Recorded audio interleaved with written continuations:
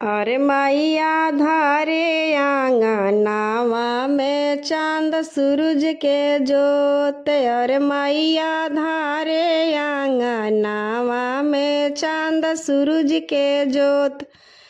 अरे मैया धारे आंगनावा में कुसुम बेटी के सेज। अरे मैया धारे आंगनावा कुसुम बेटी के सेज।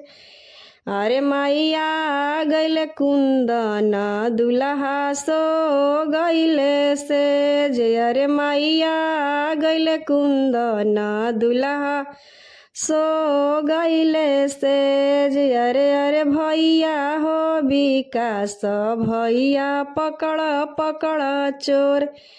अरे अरे भैया हो विवेक भैया पकड़ पकड़ चोर। अरे अरे भैया हो सीपिया भैया पकड़ पकड़ चोर। अरे भैया रतिया के चोरावा चोरवल से नथिया मोर। अरे भैया रतिया के चोरावा चोरवल से टिकावा मोर। अरे भैया रतिया के चोरावा चोरवल से कंगना मोर।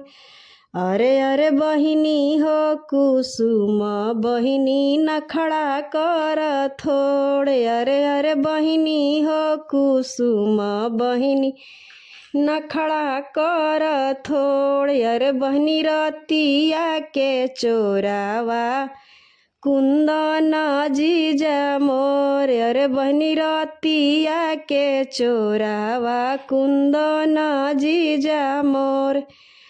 अरे मैया धारे आंगनावा में चांद सूरज के जोत। अरे मैया धारे आंगनावा में चांद सूरज के जोत। अरे मैया धारे आंगनावा कुसुम बेटी के सेज। अरे मैया धारे आंगनावा कुसुम बेटी के सेज। अरे मैया गैल कुंदन दुल्हा सो गैले सेज। अरे मैया गैल कुंदन दुल्हा सो गैले सेज। अरे अरे भैया हो हिमांशु भैया पकड़ पकड़ चोर। अरे अरे भैया हो रोशन भैया पकड़ पकड़ चोर। अरे अरे भैया हो शिव भैया पकड़ पकड़ चोर। अरे भैया रतिया के चोरावा चोरवल से हरवा मोर। अरे भैया रतिया के चोरावा चोरवल से सिकड़ी मोर। अरे भैया रतिया के चोरावा चोरवल से पायल मोर।